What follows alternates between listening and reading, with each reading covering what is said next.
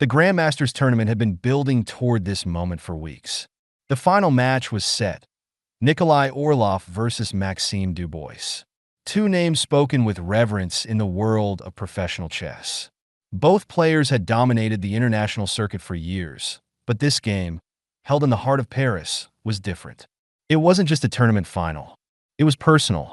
Nikolai sat at the table, fingers tracing the edges of his queen. His gaze was steady, almost unblinking, fixed on the pieces before him. He knew Maxime's style intimately. Aggressive, unpredictable, often reckless but brilliant. Nikolai had spent months preparing for this, studying Maxime's games as if they were ancient texts, decoding his patterns, searching for the weaknesses buried beneath layers of brilliance. Maxime, on the other hand, leaned back in his chair, a slight smile playing on his lips. His posture seemed casual, but his eyes, sharp and calculating, never left Nikolai. He thrived in chaos, in the unexpected. Where other grandmasters sought control, Maxime sought disruption, thriving on mistakes, his own and others. The clock was ticking. Their eyes met briefly, a silent exchange of confidence and challenge. Then Maxime spoke. "Shall we begin?" Nikolai nodded. White pieces were his. The first move, won, e4, was classic and unremarkable, but in this game, nothing was simple. It was the opening act of a long, intricate drama, where every decision carried the weight of 1,000 calculations. Maxime responded with 1-c5. The Sicilian defense, a declaration of war. It was expected, but still, the air in the room thickened. The Sicilian was notorious for creating complex, tactical positions that favored those willing to take risks. Maxime thrived in those positions, and Nikolai knew it. But today, Nikolai had come prepared. The early moves unfolded like a delicate dance, both players moving through the opening like virtuosos performing a symphony. Pieces slid across the board with quiet confidence, as if each had its own story to tell. The audience, gathered in hushed anticipation, barely breathed as they watched the two legends in action. By the 10th move, the game had left familiar territory. Maxime, true to form, made an early sacrifice. He pushed his pawn to d5, offering it in exchange for dynamic activity. Nikolai frowned.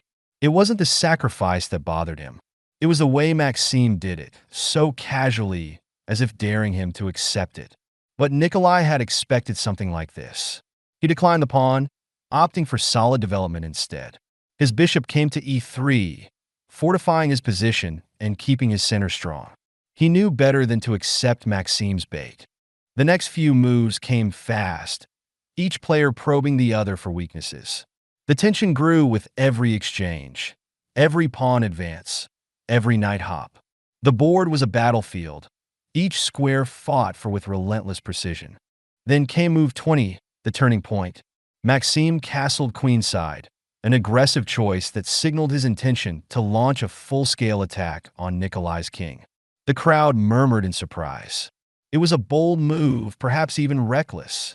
Nikolai's heart pounded in his chest, but his face remained calm.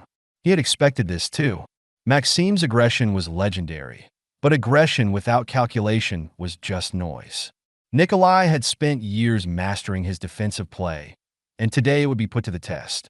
Maxime's pieces swarmed forward, knights and bishops slicing through the air as they attacked Nikolai's kingside.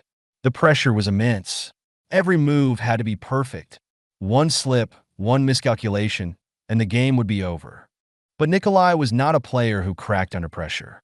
His defense was calm, calculated, almost mechanical. His pieces coordinated in harmony, covering every weak square, blocking every threat.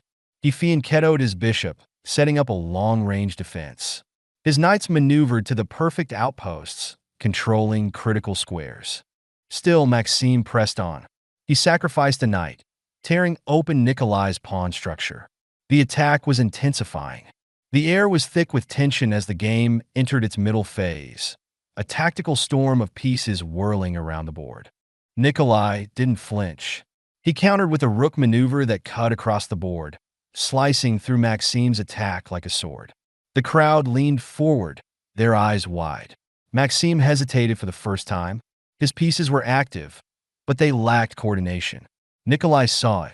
A small flaw, a tiny crack in the chaos. With surgical precision, Nikolai struck. He exchanged queens, forcing the game into an endgame where his superior pawn structure would shine. Maxime cursed under his breath. He had lost the initiative. Now it was Nikolai's game. The endgame was slow, methodical, the way Nikolai liked it. He advanced his pawns carefully, inching forward with every move. Maxime's pieces, once so active and threatening, were now passive, forced to defend. Move 40. The critical moment. Nikolai had maneuvered his rook behind Maxime's pawns, cutting off any counterplay. Maxime was in zugzwang.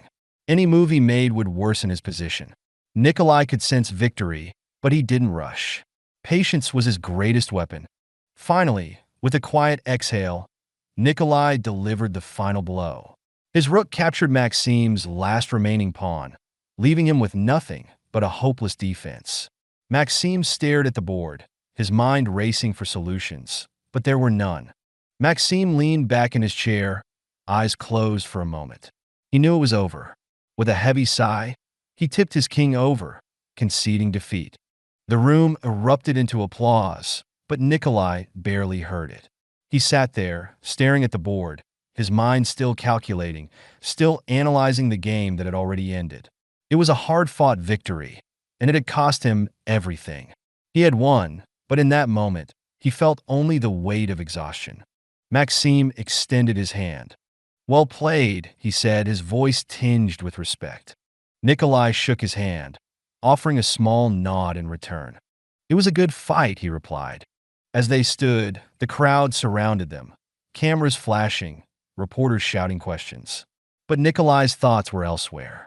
He had won the game, yes, but the victory felt hollow. The journey, the battle of minds, was what had truly mattered. For both men, this was more than a game.